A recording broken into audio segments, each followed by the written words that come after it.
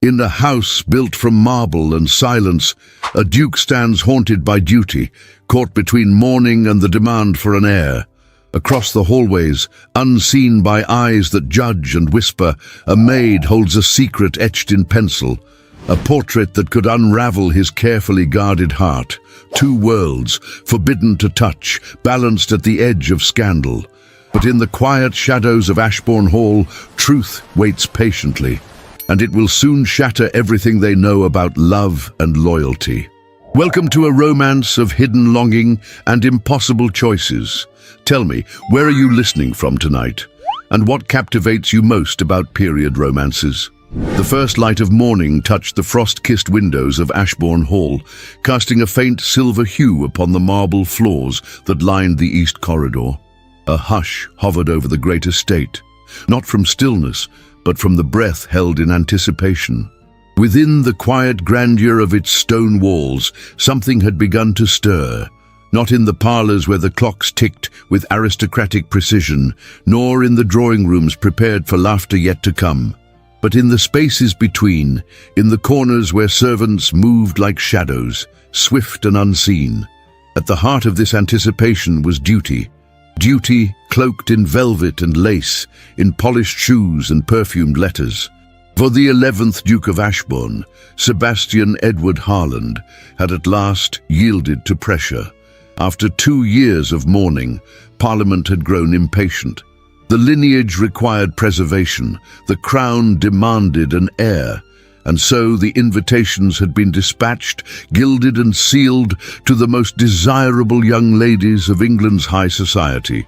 They would arrive within days, fluttering into the hall like jeweled moths drawn to the flame of a noble title and a haunted widower's gaze. Mrs. Templeton, the head housekeeper, stood at the center of the servants' hall like a general before battle. Her voice, calm but commanding, echoed through the passageways as she assigned duties with brisk efficiency. "Eliza, you'll be reassigned to the East Wing. You'll assist with the preparation of Lady Strathmore's chamber, and mind the mirrors. Her ladyship's vanity is not a myth." Eliza Green gave a small nod, curtsied, and quietly withdrew. She did not speak unless necessary. She did not draw attention.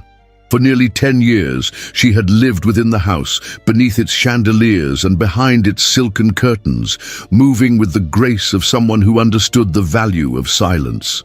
Her hazel eyes, flecked with gold, saw everything. Her hands, though calloused, were deft, and in the pocket of her apron, tucked deep within her modest cotton skirt, she kept a folded piece of parchment, a sketch, one of many. It was not vanity, but survival. Drawing gave shape to the emotions she could never voice aloud. That morning, as she dusted the frame of a portrait in the long gallery, Eliza paused. A figure stood across the far threshold, half-veiled by the pale light spilling through the tall windows. The Duke. Sebastian Ashbourne rarely descended so early. He was dressed in a dark morning coat, his hair impeccably combed back, though silver now streaked its temples. His eyes, grey-blue, somber as the English sky, swept the corridor, not seeking, merely existing. Eliza lowered her gaze immediately, but something in the stillness held her there a moment too long. Not a word passed between them, not even a glance she could be sure of, and yet she felt it. The presence of a man weighed down by ghosts, a man who once loved so fiercely that grief had become his second skin. He walked on. She exhaled. In the servants' quarters, the younger maids giggled behind hands, speaking of silks and titles, of the possibility, however absurd, that one might catch the Duke's eye. Eliza never joined their games. She had no illusions, not about dukes, and certainly not about herself. Her world was measured in linens and hours, in the quiet creak of staircases climbed before dawn, in the comfort of a solitary sketch done by candlelight. She preferred it that way. And yet, later, as snow began to fall in soft spirals upon the stone balustrades, Eliza crossed the south garden, carrying warmed sheets for the guest wing. The world was silent, save for the hush of winter descending. She paused near the edge of the rose walk, where the frost had claimed the last of the blooms, now withered and folded into themselves. Across the garden, the Duke stood again. This time he did not move. He looked out into the pale expanse, unmoving, as though listening to something only he could hear. Unseen, Eliza watched. Her breath clouded in the air. A longing she could not name stirred within her, fragile, foolish, and forbidden. But it came all the same, born not of dreams, but of recognition. She had drawn him once, in the stillness of the library, not in his coat of arms or noble form, but as he was then, sorrowful, silent, and achingly human. And though she would never speak of it, though she would carry the sketch like a secret stitched into her apron, she had seen the man behind the title, and that was enough, for now. The library of Ashbourne Hall was unlike any other room in the estate. It was not the grandest, nor the most decorated. There were no gilded ceilings, no brocade draperies, no ostentatious mirrors catching sunlight like golden serpents. And yet it held something no ballroom could boast: memory. Lined from floor to ceiling in dark walnut shelves, its air carried the scent of ink, vellum, and dust. Old dust, the kind that settled not from neglect, but from reverence. Thick velvet curtains, drawn back only part way, let in the reluctant winter light. A fire crackled in the hearth, but the warmth it offered was quiet, unobtrusive, almost shy. It was here that Eliza Green found herself assigned on that cold January morning, with her cleaning cloths, her pail of oil soap, and a heart she tried to keep still. She had always loved the library. It was a sacred space, one where words and silence coexisted without conflict. When the other maids whispered of the ballroom or the solarium, Eliza dreamed of the library's soft hush and steady companionship. It was, for her, the only place in the house where she didn't feel entirely out of place. She moved carefully between the tall shelves, her fingers brushing along the spines with the gentleness of one who respects what cannot speak back.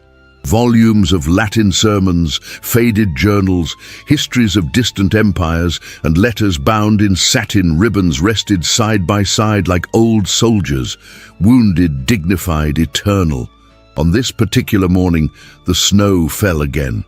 It sifted like flour over the great bay windows, blurring the outside world. Eliza had drawn the curtains only halfway, letting the soft grey light bathe the room in a solemn glow. The house was quiet. Even the staff seemed hushed, as though the snow had muffled their voices. She had just reached the old armchair by the hearth, the one no one ever sat in now when it happened. Her apron caught on the corner of the chair's carved leg, and in a graceless motion, the sketchbook hidden deep in her pocket tumbled to the floor. It landed with a gentle thud, paper fanning open. Eliza froze. The book lay open, shamefully exposed, revealing the face she had traced more than once. A face not of royalty nor perfection, but of weariness, grief, and loneliness. The Duke, drawn from memory, from silent observation, and, though she would never admit it, from longing. She bent down swiftly to retrieve it, but before her hand could touch the page, a voice pierced the quiet. "You drew this?" Sebastian Ashbourne stood at the threshold. She did not know how long he had been there. Perhaps he had entered in silence, as he often did, without fanfare or escort. He wore no hat, and his dark frock coat bore the faintest trace of melted snow on the shoulders. His gloves were in his left hand, and his right hovered just above the fallen book, as though reluctant to touch it. Eliza's breath caught. Her voice faltered. "Forgive me, Your Grace." He looked down again at the page. The sketch was neither flattering nor cruel. It simply was. His eyes, drawn in soft pencil, were shadowed beneath, and his mouth, unsmiling, bore the weight of unspoken things. It was not a duke she had captured. It was a man. He bent slowly and picked up the book, closing it with care before offering it to her. "You see me," he said, his voice low, unreadable, "as I truly am." Eliza dared not meet his gaze. "I meant no disrespect, sir." He studied her. There was no rebuke in his face, only something quieter, like astonishment caught off guard. "You have talent," he said at last. She gave a slight nod, eyes fixed on the floor. Her hands trembled as she took back the sketchbook. For a long moment, he said nothing more. The fire crackled softly between them.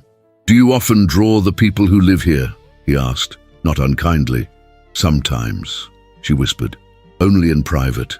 He looked toward the armchair, then the shelves, as though seeing them differently now. His brow furrowed faintly.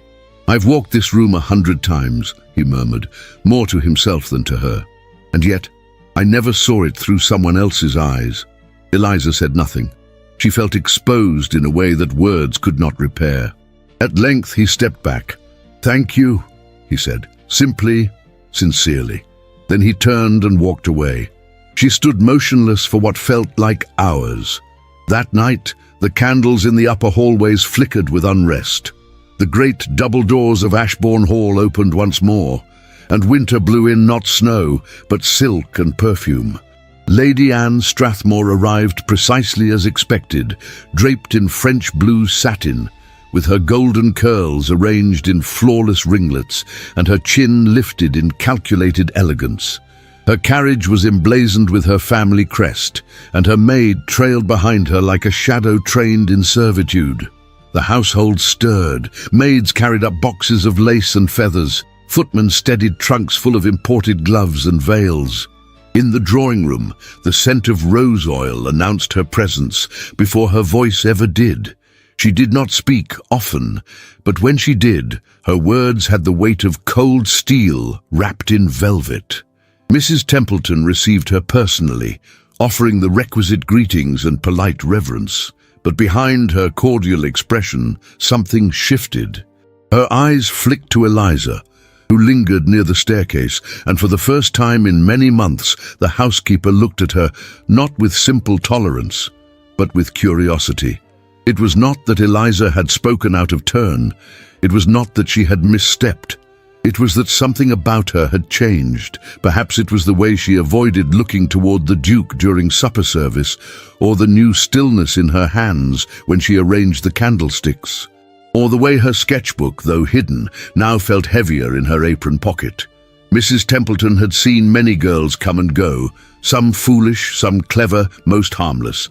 But Eliza Green had always been an enigma.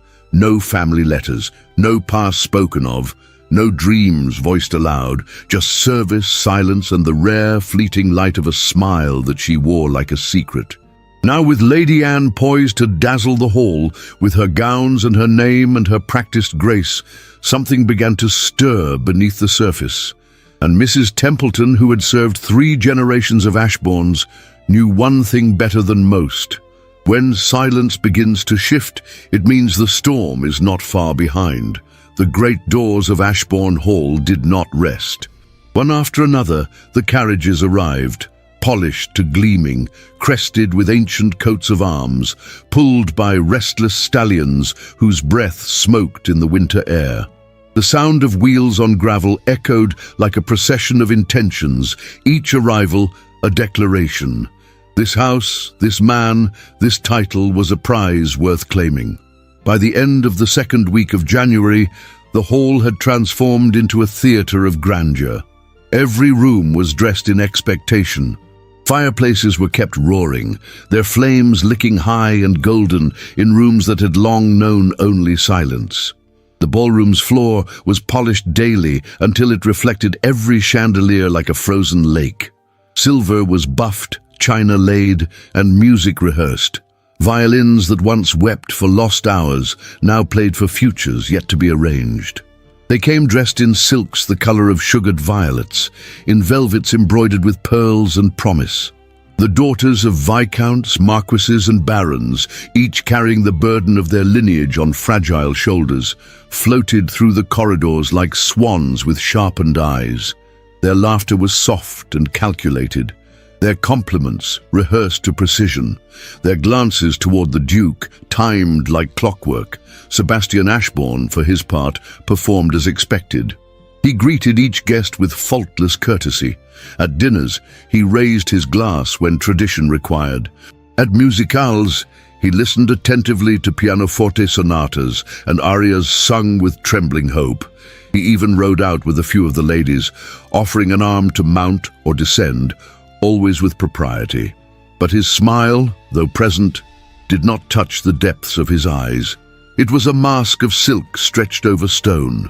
Only Charles Hawthorne, the steward who had served the Ashbournes for nearly 20 years, noticed the shadows gathering beneath the Duke's stillness. He observed them with the quiet precision of a man who knew when a storm was near, even if the sky was clear. On the third Sunday after Epiphany, Charles approached his master in the study, a room rarely used of late, filled with ledgers, unopened correspondence, and a decanter of untouched brandy. "The young ladies are eager to impress," Charles said gently, his spectacles resting low on the bridge of his nose. "And Parliament watches from a distance." Sebastian, seated at the desk, did not look up. "Let them watch," he muttered. "They will see what they have always seen. A man dressed in grief, pretending at life." Charles hesitated. "Forgive me, Your Grace, but grief loses its sympathy when it begins to interfere with succession." The words, spoken without malice, hung in the room like smoke. Sebastian rose from his chair and walked to the window. Outside, a pair of young ladies practiced archery on the lawn, their delicate fingers wrapped in satin gloves, their laughter carrying faintly on the cold breeze. "I am not a stallion to be bred," he said quietly, "and I will not barter what remains of my soul to fulfill a contract of bloodlines." Charles said nothing more, but the weight of duty lingered between them.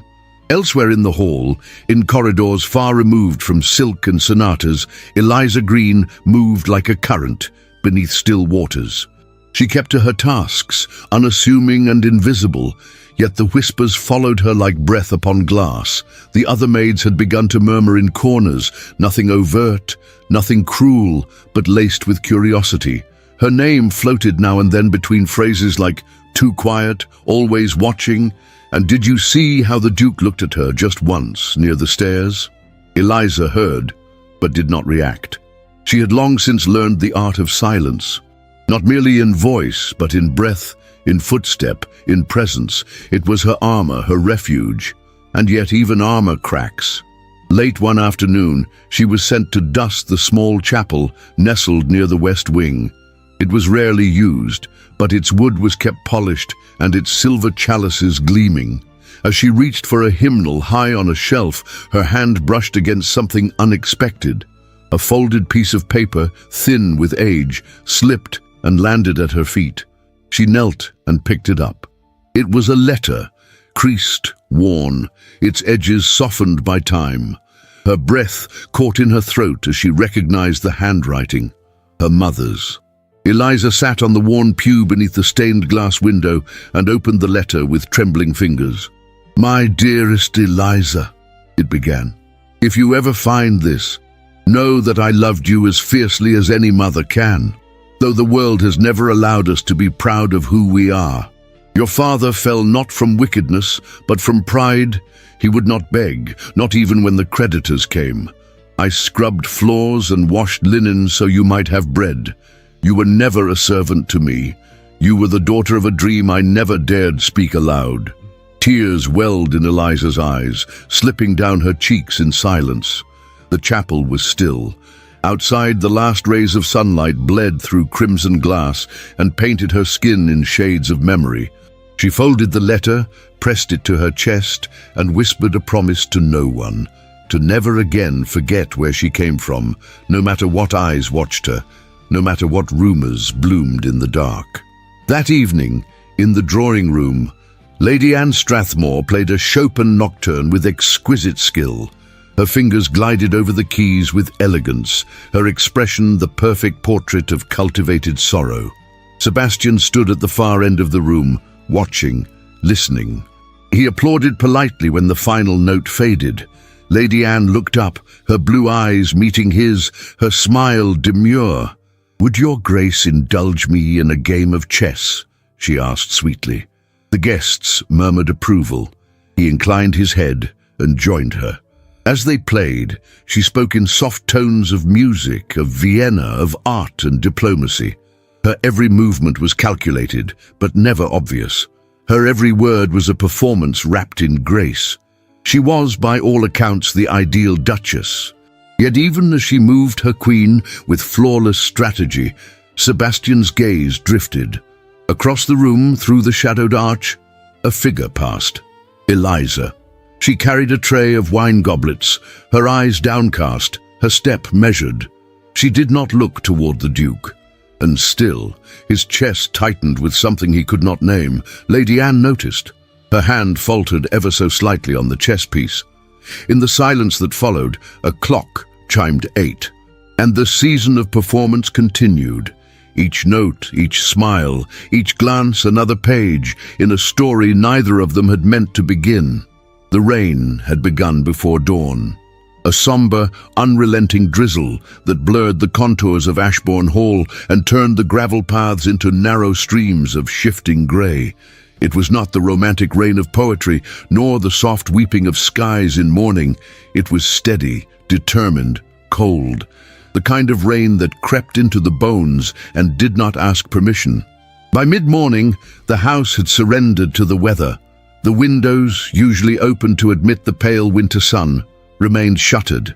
The hearths roared in defiance, their flames casting gold and orange over walls of carved oak. Servants moved more slowly, their footsteps muffled on damp stone.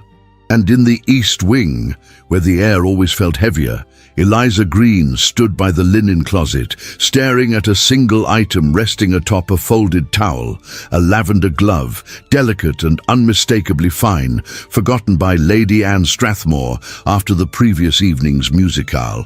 The glove should have been retrieved hours ago, but the household had been thrown into quiet disarray with the arrival of another guest from London, and no one had remembered it until now. Mrs. Templeton's voice had been sharp but weary. "Fetch it before it becomes sodden or lost, Eliza, her ladyship will ask." And so, with her shawl clutched close and the collar of her dress pinned high against her neck, Eliza crossed the lower hall and descended the side stairs. Outside, the rain fell in sheets. The glove, she had been told, had been left on the garden bench just beyond the conservatory, where Lady Anne had taken her tea and declared the roses pathetically provincial. Eliza hesitated under the portico, staring at the curtain of rain. Then, with a breath not quite steady, she stepped into it. The cold struck her first, sharp as needles, biting through the wool of her dress. Her boots sank into the softened earth, and her skirts, though lifted, caught the edge of a puddle that splashed up her calves. She moved carefully, her eyes fixed on the bench that loomed just beyond the hedgerow, dark and glistening under the weight of rain. The glove was still there. It lay curled like a petal torn from a bloom, its fingers pale against the wet wood. She bent quickly, her fingers trembling from the cold as she reached for it. And then her foot slid. The moss beneath her boot was slick, treacherous, hidden by fallen leaves. Her balance gave way, and before she could catch the stone balustrade beside her, she fell hard against the path. Pain exploded in her ankle, sharp and immediate, a cry rising in her throat that died before it could escape. She lay there stunned, the rain soaking her sleeves, the glove crushed beneath her hand. Footsteps, firm, deliberate, impossibly out of place on the sodden path. "Eliza!" She turned her head. Sebastian. He moved toward her without hesitation, rain streaming from his coat, his hair flattened to his forehead. His eyes, those storm-colored eyes, were filled with something that unsettled her more than the pain. Alarm. In one motion, he knelt beside her, his hands reaching without touching. "Where does it hurt?" "My ankle," she whispered, wincing. He exhaled, a sound full of restraint. Gently, and with a care that did not match his rank, he slid one arm beneath her back and the other under her knees. Her breath caught as he lifted her. His chest was warm against her, his coat damp, his scent, leather, sandalwood, and something uniquely his, wrapped around her like a memory she had never lived. He did not speak as he carried her inside, only looked straight ahead with a furrowed brow and lips pressed tightly together. The halls echoed with his steps. Servants stopped and stared, mouths slightly parted, but no one dared question him. He did not take her to the servants' quarters. Instead, he carried her to the old infirmary wing, a quiet set of rooms that had once been used by the previous duchess during her final illness. No one had entered them since. The door creaked open, and warmth met them. The hearth had been kept lit by some old routine, though no one had expected it to be needed. He laid her gently on the chaise beside the fire. Her skirts clung to her legs, soaked and heavy. Her hair, usually pinned with such care, had loosened in the fall, and a single strand curved along her cheek. Sebastian stepped back only far enough to remove his coat and toss it across the armchair. Then he turned to her once more, kneeling as he removed her boot, with a tenderness that startled her. When she winced, his hand brushed hers. "I'm sorry." She looked at him then, really looked. Water glistened on his temples. A single drop hung from the corner of his jaw. He seemed at once more human and more unreachable than ever before. "Why?" she asked, her voice barely audible. He didn't answer immediately. Instead, he took a dry cloth from the cabinet and wrapped it gently around her ankle. "Because I brought you into a world that watches everything. Because you are not meant to be seen, and yet I keep seeing you." She did not know what to say. He stood, ran a hand through his hair, and walked to the fireplace. The flames cast golden light across his face, softening its sharpness, revealing something she had only glimpsed before, the weight he carried, not just of grief, but of guilt. "Eleanor loved the rain," he said suddenly. Eliza looked up. "She would walk in it without a cloak, just to feel it on her skin. I used to think it made her brave. Now, I wonder if it was just her way of not feeling numb." There was silence, filled only by the sound of the fire and the distant tapping of rain on glass. "I did not expect to speak of her," he said softly, as though ashamed. "You needed to," Eliza replied. He turned then, his gaze meeting hers across the space. There was no pretense in his eyes, no shield, only a man unburdening himself before someone who could not offer judgment, only presence.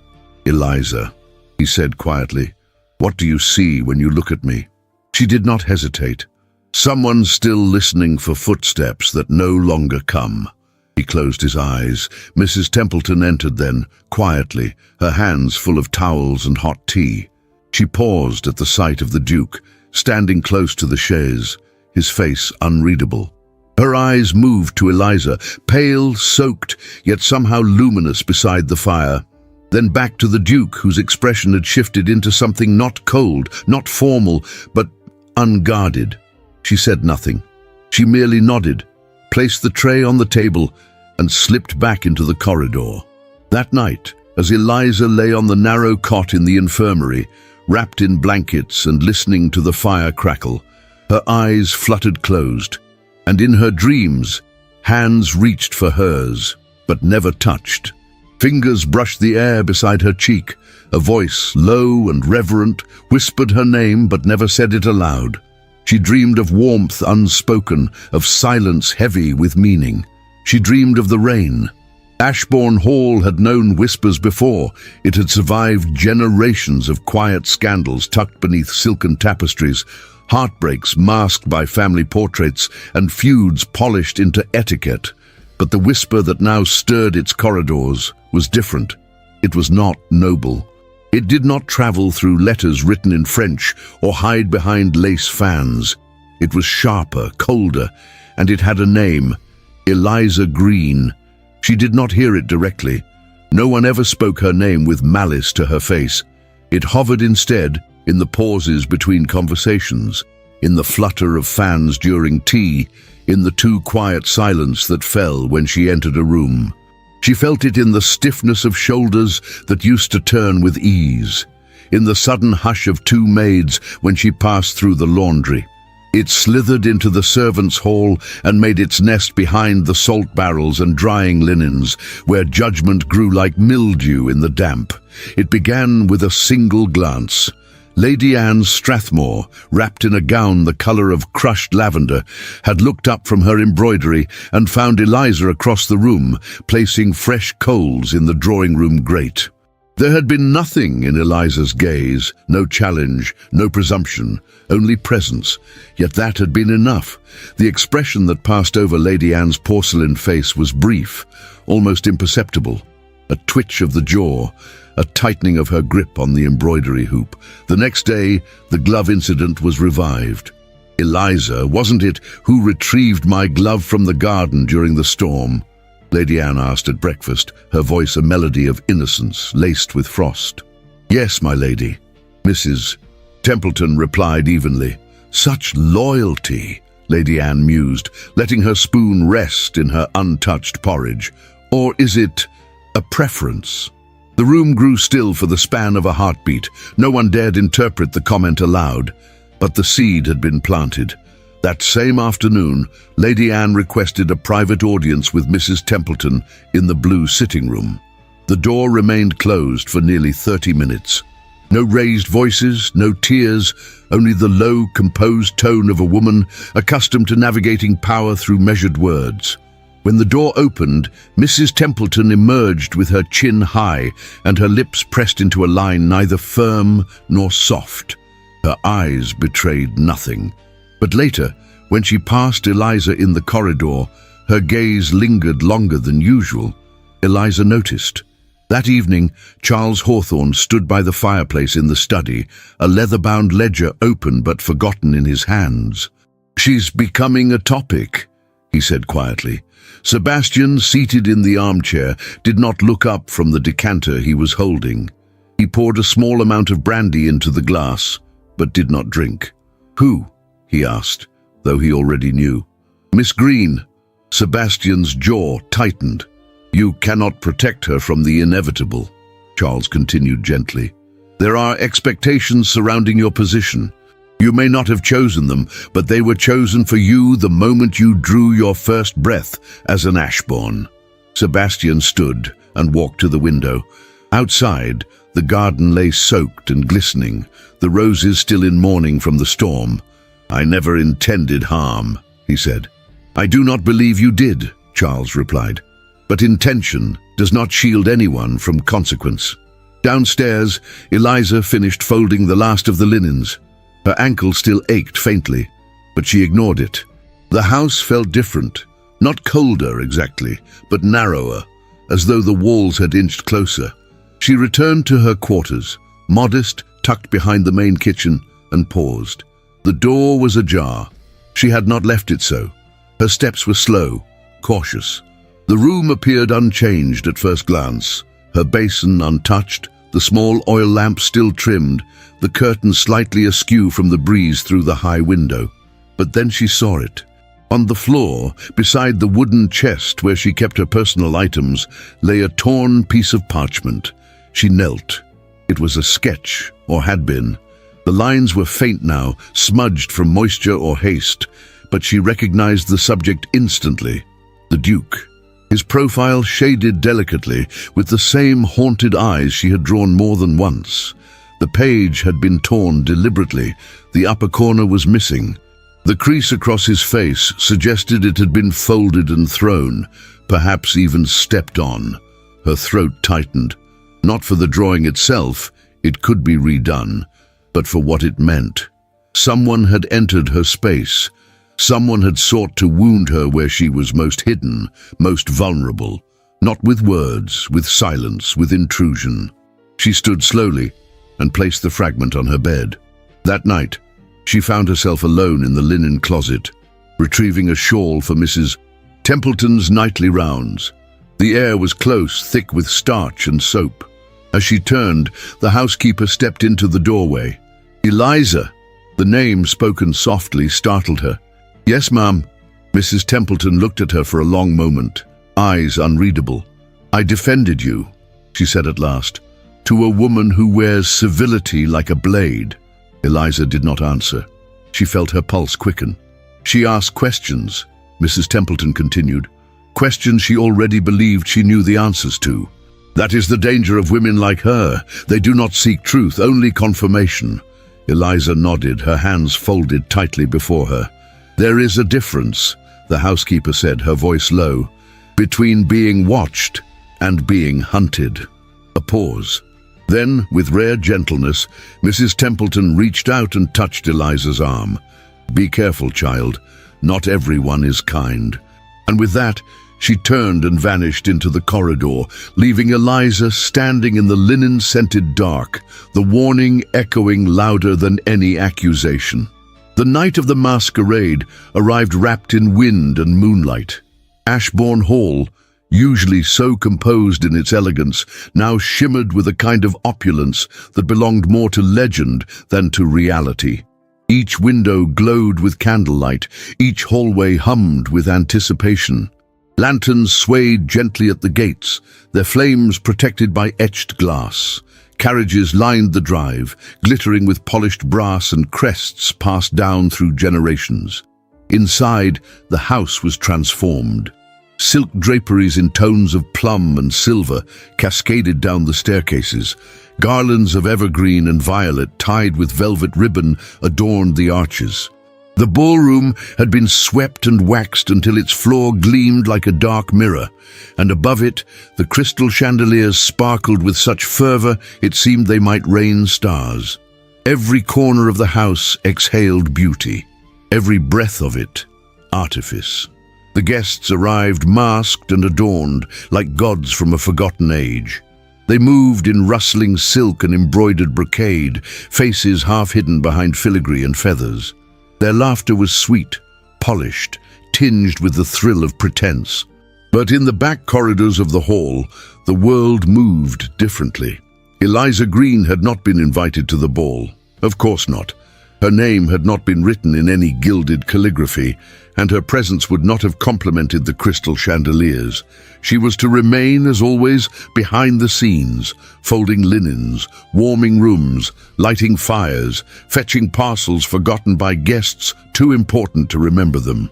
It was one such errand that sent her hurrying through the servants' wing just after the 9th bell had rung.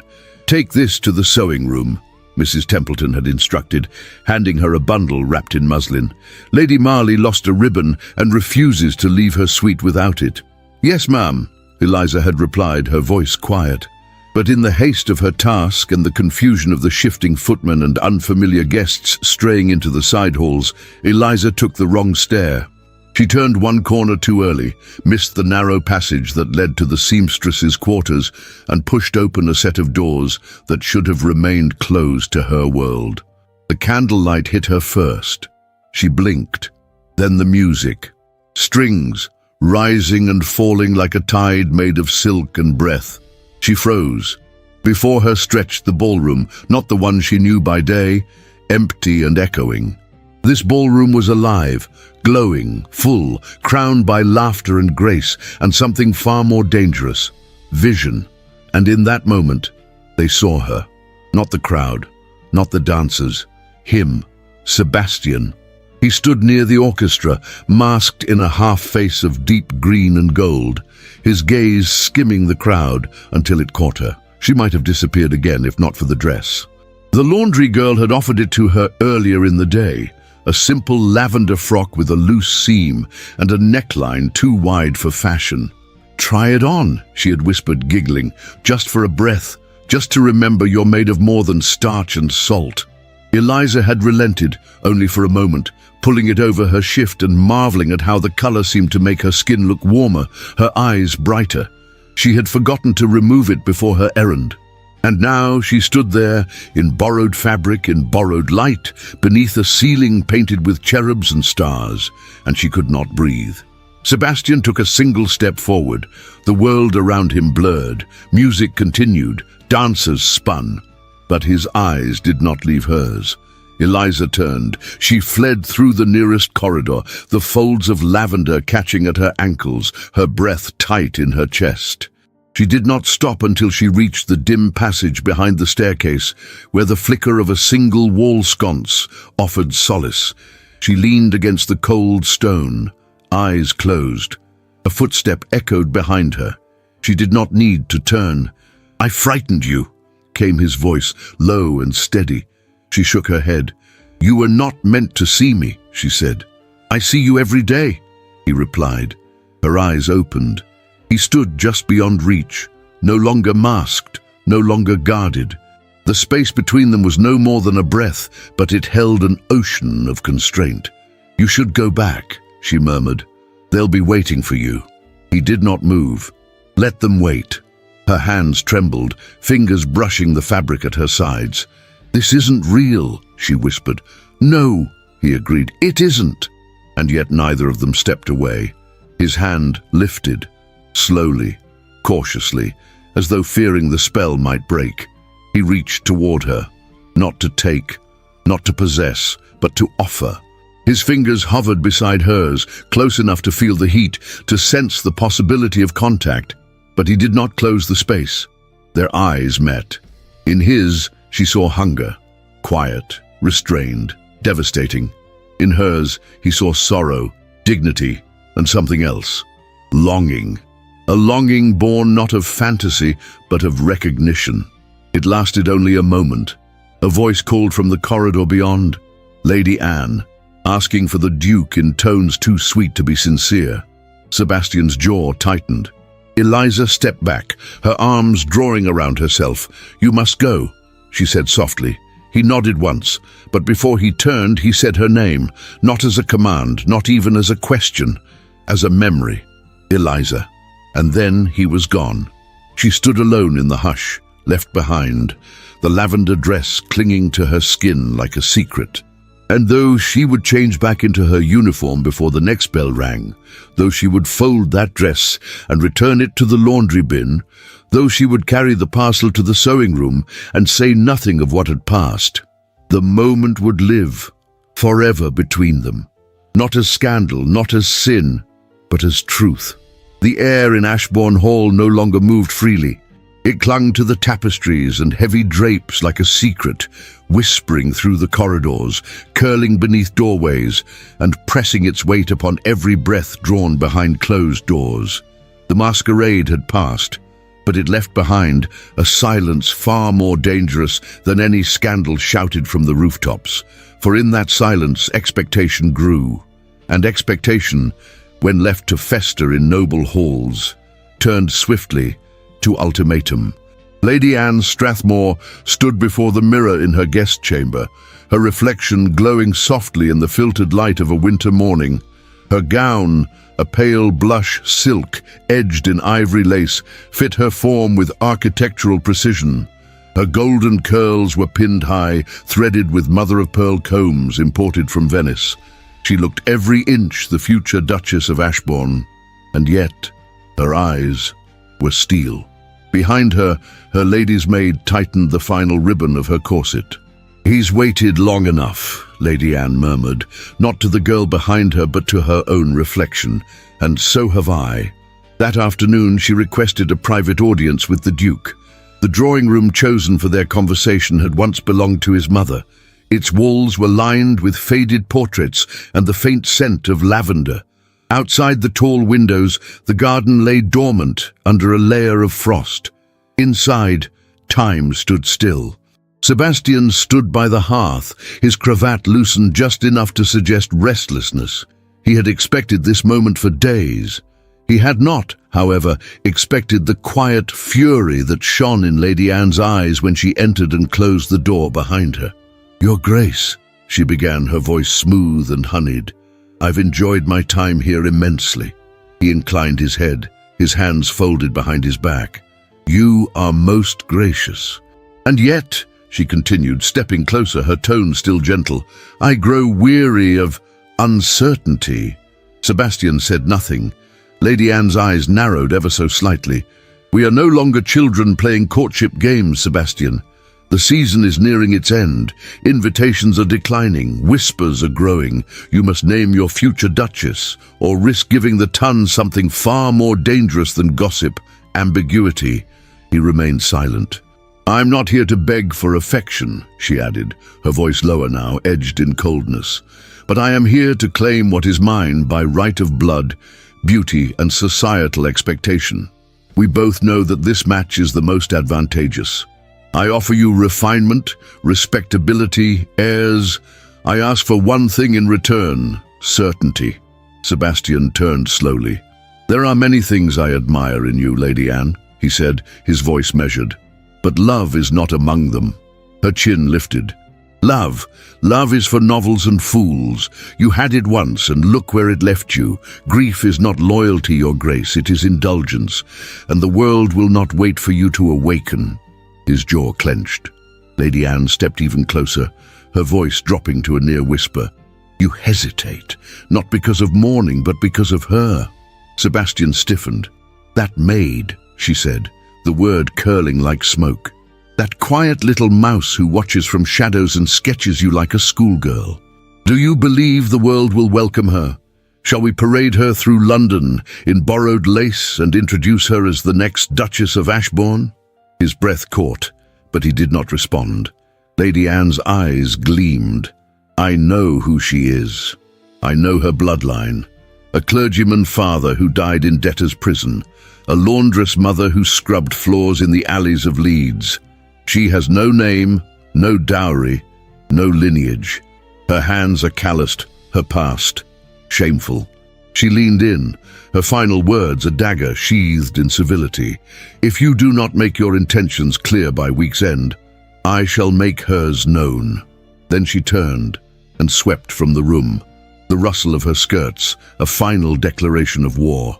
What she did not know, what no one had seen, was the figure standing just beyond the corridor, hidden in a sliver of shadow near the old parlour doors. Mrs. Templeton. Her eyes had narrowed, her lips had tightened, but she remained still, listening, her hands folded before her like a monument carved in stone. That evening, as the last of the guests retired and the household settled into its rhythm of night, Mrs. Templeton found Eliza in the laundry room, folding freshly dried linen with quiet concentration. Eliza, she said gently. The girl turned, startled. The lantern's glow touched her cheek, revealing eyes already rimmed in fatigue. The housekeeper stepped forward and placed a hand on her arm. There are things in this world, she said slowly, that do not belong to fairness. Eliza looked at her, confused. Someone has been speaking against you, Mrs. Templeton continued. Someone with enough polish to make cruelty sound like reason. Eliza said nothing, her fingers curled tighter around the fabric in her hands. I defended you once, Mrs. Templeton said, but you must defend yourself now. You must choose silence or dignity, and they are not the same. There was a long pause. Then Eliza nodded, her throat thick. Thank you, she whispered. In the morning, Sebastian stood before the assembled guests in the grand hall. The fire crackled. The portraits of his ancestors stared down in noble silence. Lady Anne stood to his right, perfectly composed. The others, gathered in expectant murmurs, waited. Sebastian lifted his gaze, and his voice echoed with calm finality. I have made my decision. A hush fell. I shall not take a wife this season. A breath, sharp, collective. I will not marry for duty, nor shall I offer my name as a prize to be traded among families. He paused. This household will return to its natural rhythm. I thank each of you for your company. And with that, he turned and walked away. Behind him, silence fractured. Whispers exploded like cracks in porcelain. Lady Anne stood frozen, her mouth set, her hands clenched in her gloves. The guests turned to each other in confusion, in disbelief. And above it all, Eliza stood on the staircase landing, unnoticed by most, her hand resting on the banister. Her eyes met his as he passed beneath her. No words, only truth, only silence, and within it, a world changing. The dawn had not yet come, and Ashbourne Hall lay in that fragile hour between night and morning when the world breathes most quietly. The wind outside was soft, brushing against the windows like a memory. The embers in the drawing-room hearth had burned low, casting only the faintest golden hue over the stone floor and carved mantelpiece. Eliza Green moved through the stillness like a soul already departed. She carried no trunk, only a modest carpet bag. well worn, its leather softened by time, and in her other hand a roll of paper bound with a ribbon the color of dried violets. She wore her plainest dress, the brown muslin with the frayed hem, and her shawl was pulled tightly around her shoulders. Her hair, always pinned, was gathered in a low knot, but a strand had escaped and rested against her cheek. She did not tuck it away. Her steps were silent, rehearsed. She knew this house too well, its creaks and corners, the way certain doors sighed open if not pushed with care, the weight of silence in rooms that once knew laughter. She reached the Duke's study. The door was unlocked. She entered. The fire had been left burning overnight, a rare indulgence. The scent of smoke and oak lingered in the air. His desk stood near the window, a monument of order and restraint. Ledgers neatly stacked, correspondence bundled, an ivory-handled letter opener resting precisely where it always did. With trembling hands, Eliza placed the rolled sketch at the center of the desk. She adjusted nothing else. She added no note, only the drawing. Then from the inner pocket of her shawl, she pulled an envelope, thick parchment, sealed not with wax, but with string. She placed it beside the sketch, its presence modest, almost apologetic. She looked around the room once more, and then she turned and walked away. She did not pause, not at the staircase, not by the chapel, not even at the east corridor where she had once glimpsed him in the garden mist.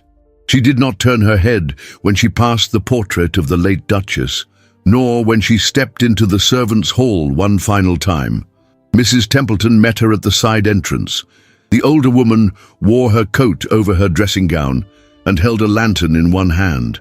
Her face was composed, though her eyes were not. "I cannot stop you," she said quietly. "I know. Should I try?" "No." Mrs. Templeton studied her for a long moment. Then gently she placed a gloved hand on Eliza's cheek. "You were never meant to stay in shadows," she whispered. "You have too much light." Eliza's throat tightened. The older woman stepped back, opened the door, and let the morning wind carry her child of silence away. By the time the sun broke through the clouds over Ashbourne, Eliza Green had disappeared from its halls.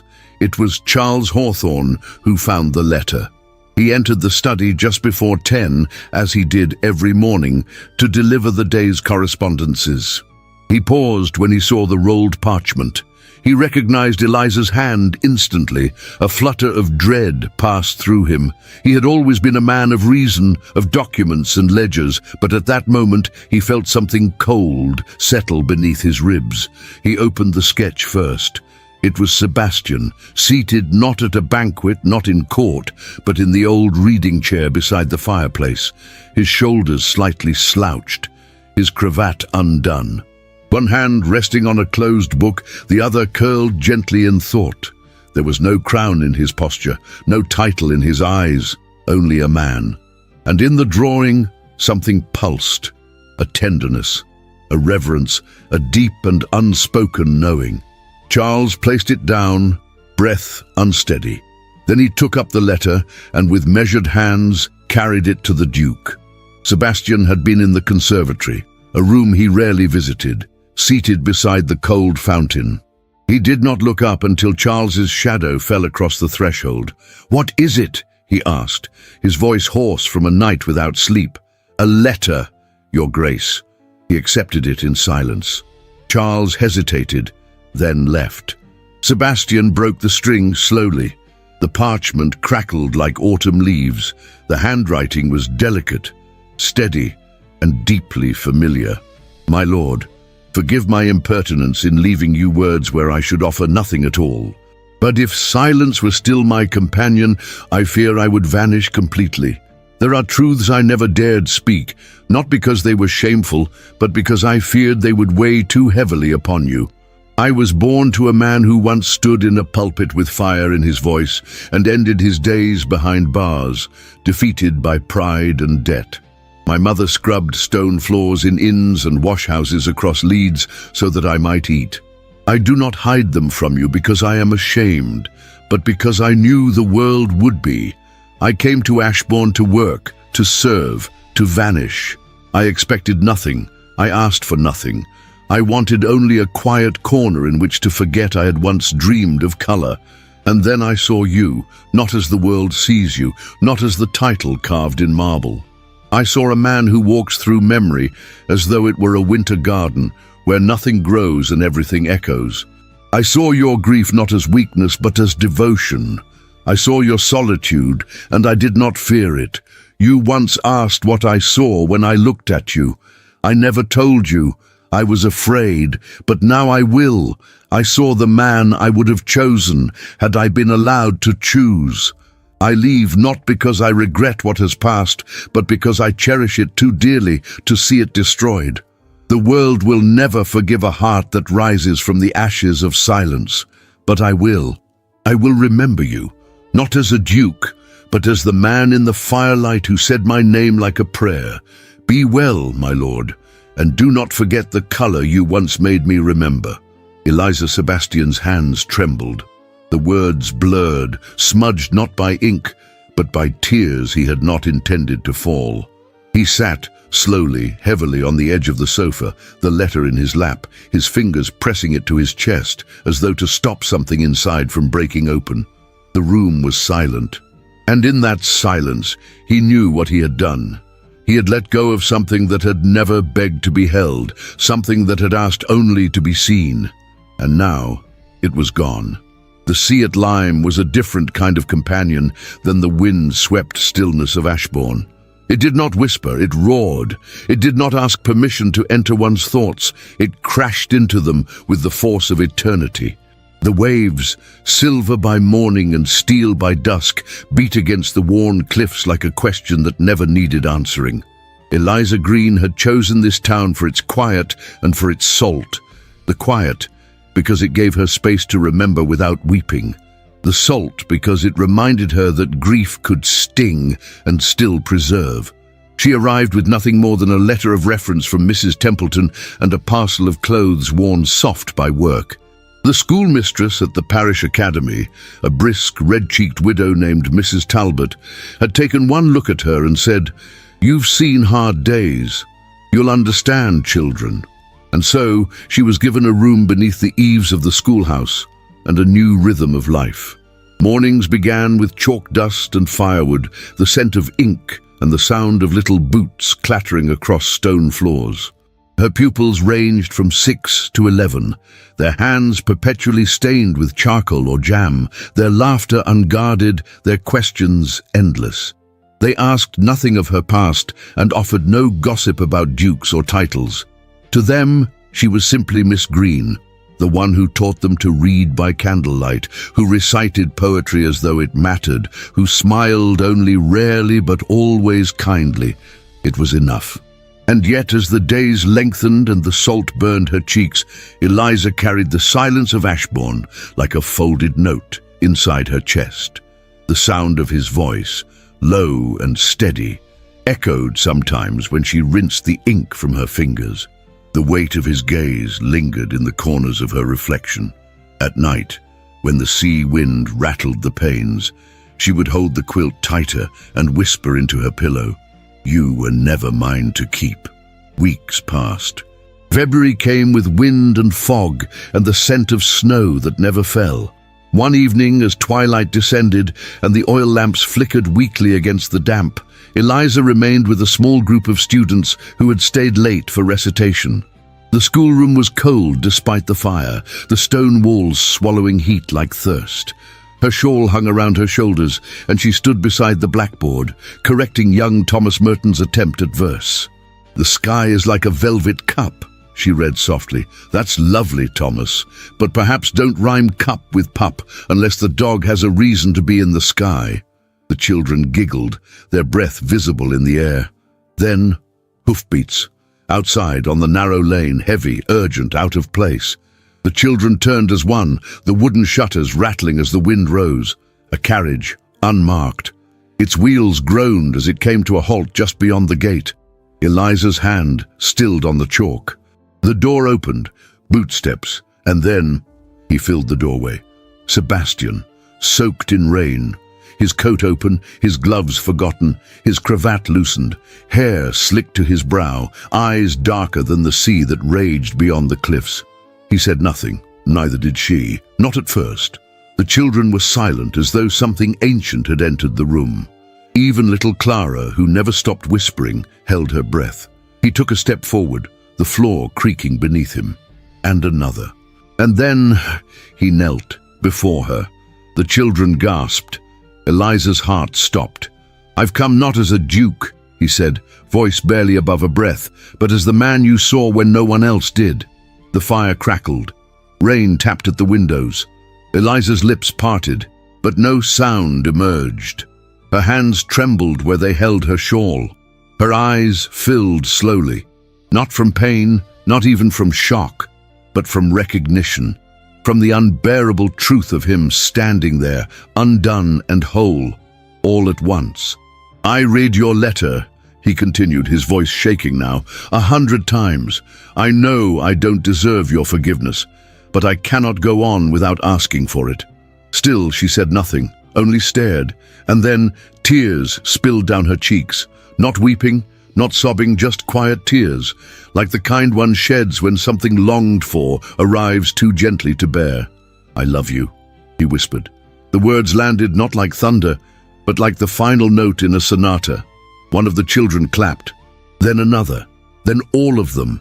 Tiny palms smacked together, thrilled by the romance unfolding before them, like a scene from a fairy tale they'd never thought real. Eliza did not smile. Not yet. She knelt slowly, meeting him on the same worn floorboards, and reached out, not to touch his face, but to place her hand over his heart. It beat wildly beneath his linen shirt. She did not speak. She didn't need to, because in her silence there was an answer that only he could hear. And in that classroom, lit by one trembling lamp and the breath of rain on old glass, something long denied was finally allowed to exist. Not scandal, not duty, not fear, but love. Simple, certain, and true. The first sign that the rhythm of Ashbourne Hall had changed was not in the bells, nor in the household schedule, but in the air itself. The silence that once clung to the corridors had softened. The rooms, long accustomed to holding their breath, seemed now to exhale gently. It was not the silence of mourning or of decorum. It was peace, gone were the long, expectant glances of the footman, the polished smiles of visiting baronesses, the orchestrated performances of ladies with perfect posture and paper-thin intentions. In their place, quiet understanding settled in the joints of the house like sun-warmed stone. The Duke had returned, and with him came something no one in the household had expected to witness again: stillness without sorrow. Eliza walked the corridors now, not as a shadow, but as herself. She no longer hurried, no longer cast her eyes downward at every turn. Her presence was no longer a question, but an answer. She still wore her simple dresses, still tied her hair with modest ribbons, but she moved like someone who had been seen and had chosen in return. She and Sebastian were to be married quietly. There were no notices in the society pages, no orchestras commissioned, no invitations sent to Mayfair drawing rooms. There was no silk imported from France, no white horses, no tiaras inherited from ancient grandmothers. Only a chapel on the far side of the estate, weathered stone and ivy-covered, where the late Duchess had once prayed alone. It was a grey morning when they stood before the altar. Eliza wore pale lavender, subtle, unadorned. Her dress modest but graceful, the hem gently brushing the slate floor. Her hands were bare of jewels. Around her neck hung a simple silver chain. Her cheeks were flushed, not with rouge, but with a quiet, steady joy that had been earned, not given. Sebastian stood beside her, not in ceremonial regalia, but in his favorite charcoal frock coat and a soft cravat that Eliza herself had mended. He looked at her as though the chapel had vanished, and only she remained. The ceremony was brief. Mrs. Templeton stood to Eliza's left, her eyes glistening despite her attempts to look stern. Charles Hawthorne stood as witness, his hands folded neatly, a softness in his gaze rarely seen beyond numbers and ledgers. Two young gardeners, Jacob and Thomas, brothers who had grown up under the estate's care, served as witnesses, wide-eyed and reverent. No one wept aloud. There was no need. After the vows were spoken and the rings placed, not of gold, but of silver engraved with ivy leaves, they did not kiss at once. They simply held each other's gaze, a silence between them that said more than 1,000 declarations. Then, without fanfare, they walked out into the breeze. Spring had begun to press its fingertips into the earth. The garden paths were no longer frozen. The roses had not yet bloomed, but they waited, patient and knowing. Lady Anne, upon hearing of the marriage through a visiting cousin, had promptly dictated a series of letters, cleverly worded, laced with innuendo, meant to spark flames where only embers remained. She made no open accusations. That would be unseemly. But she sent veiled questions to London, to Bath, to every corner of the season's watchful world. Charles intercepted them all. He did not burn them. He filed them in a drawer beneath the estate ledgers, beneath deeds and documents long forgotten. He did not tell Sebastian. He did not need to. Some matters, he believed, should die quietly. One letter, however, did reach its destination, Parliament, and from them came a single pointed response, an invitation withdrawn, an engagement of significance, a gathering of lords. Sebastian received the message while seated in the library, Eliza nearby with her sketchpad in her lap. He read it once, folded it neatly, and placed it beside the book he had not yet opened. Eliza looked up from her sketch. Bad news? He leaned back in his chair, his fingers brushing his temple. An invitation has been rescinded. She paused. Do you regret it? He looked at her then, not as a duke, not as a man denied a seat at a powerful table, but simply as the man who had crossed the sea wind to kneel at her feet. I'd rather be exiled in truth, he said softly, than crowned in lies. She returned to her drawing without speaking, but the corners of her mouth lifted slightly. That afternoon, they walked to the garden. The air was cool but gentle. A breeze stirred the ivy, and the linden tree near the rosewalk stood tall and still. It had been there long before either of them had been born, its bark weathered, its branches reaching towards sky and memory alike. They sat beneath it on the worn stone bench, carved with initials faded by time. Eliza sketched, as she often did now, not portraits of sorrow or longing, but moments. His hand holding hers, the curve of a garden path, the reflection of the chapel in a rain puddle. Her hands moved with grace, but her gaze lingered often on him. Sebastian watched her in silence. Her brow furrowed slightly in concentration. A curl had escaped from her chignon and danced against her cheek. The sunlight filtered through the linden leaves, scattering golden dapples across her dress, her hair, the tips of her fingers. He leaned forward, his elbows on his knees, his voice low. You were never the maid. She stopped drawing. You were always, he said, the heart of this house. She turned her head slowly. The expression in her eyes was neither shy nor surprised. It was certain. It was the look of a woman who had once been asked for nothing and now was offered everything. And for the first time in many years, Ashbourne Hall held not the ghost of a love once lost, but the breath of one found. The roses had returned. They bloomed now in wild, unapologetic color, climbing the trellises, spilling over stone borders, nodding beneath the windows of the east wing where the nursery curtains fluttered in the morning breeze. The garden no longer whispered of sorrow, it sang. Ashbourne Hall had changed. Not in its bones, the old stones still bore the quiet dignity of centuries, but in its breath, in its warmth, in the way the staff no longer whispered at the edges of rooms, but moved with quiet joy, like people who had once lived under watchful silence and now lived under light. Inside the drawing room, laughter echoed. Small feet pattered across the floorboards, and a boy with ash-brown curls came rushing in, a red ribbon clutched in one hand. Behind him, a girl no older than 5 chased him with fierce determination, her braids flying, her cheeks flushed. "Elijah," she cried, "you promised I could have it next." He laughed, so like his father's laugh, deep and surprising, and darted behind the settee. "Only if you can catch me." A woman entered then, her hands still powdered with graphite, a smudge on her sleeve where a drawing had been hurriedly laid aside. Her presence quieted the chaos without a word.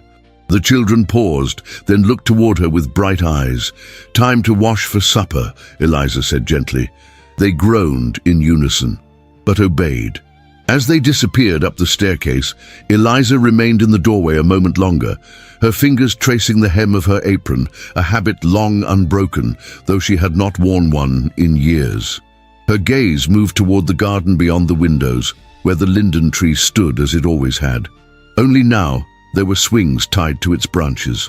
And on one of those swings sat a third child, smaller, quieter, a girl with pale gold hair, drawing in her lap with great seriousness. Sebastian stood nearby, leaning on the walking cane he used only when no one was watching. His eyes, still storm-grey, crinkled at the corners as he watched the child, his hand resting gently on her head. He looked up and saw Eliza through the window. The softness in his gaze was no less than it had been 8 years before. Perhaps it was even deeper now, shaped by time, by forgiveness, by the quiet rhythm of days spent side by side, not in opulence, but in ordinary grace. They had married without the blessing of the crown. The invitations to London's courts never came again. And when Sebastian resigned his ceremonial seat in Parliament the following year, the papers called it folly, but he had called it peace. Lady Anne Strathmore had not fared so gently. Her attempt to reclaim her place in society had failed, not because her lineage lacked weight, but because her bitterness had made her unwelcome even among those who had once envied her. She married eventually, an aging baronet with a taste for Italian opera and a distaste for companionship. They spent winters apart. Eliza had never once spoken ill of her. She no longer needed to. Mrs. Templeton remained at Ashbourne until her joints could no longer climb the staircases. She left the hall the same way she had ruled it, with order, dignity, and a farewell kiss to each of the children's brows. She now lived in a small cottage at the edge of the estate, where a bell tied to the front gate still chimed whenever Eliza came with tea and sketches from the girls. Charles Hawthorne, now retired from the daily burdens of stewardship, spent his days in the library, cataloguing not just ledgers, but histories, of the house, of the family, of the way love had once stepped through the fire and chosen not to flee. And as for Eliza and Sebastian, their love had not faded, it had changed. Where once it had burned like longing, it now warmed like embers. In the quiet of late evenings, they sat together by the fire, she with her sketchbook, he with a novel or a sleeping child in his lap. Sometimes they spoke, sometimes they did not, but the silence between them had never again been empty. On the anniversary of her arrival at Ashbourne, Eliza returned to the old linen closet. It smelled the same, of starch and soap and time. She ran her fingers along the wooden shelf where she had once stood, young and hidden, her heart knotted with dreams she had not dared name. Now she was no longer hidden. Now she was no longer dreaming. Outside, beneath the linden tree, her children called to her, and Sebastian, ever watchful, raised a hand. She smiled. And for one long moment, with the sun dipping low and the garden steeped in gold, Eliza Green Ashbourne stood still, wife, mother, artist, duchess in all but name, and closed her eyes. The house had changed. The world had changed. But what they had found in each other, quiet, defiant, enduring, that had never changed. That had only grown. Some stories don't end with fanfare. They don't need thunder or triumph to leave a mark. They end with a quiet breath, a hand held, a gaze that says, "I choose you," still. The Quiet Heart is a story about more than romance. It is about dignity in silence, about love that grows in the shadows, about courage wrapped not in rebellion, but in restraint.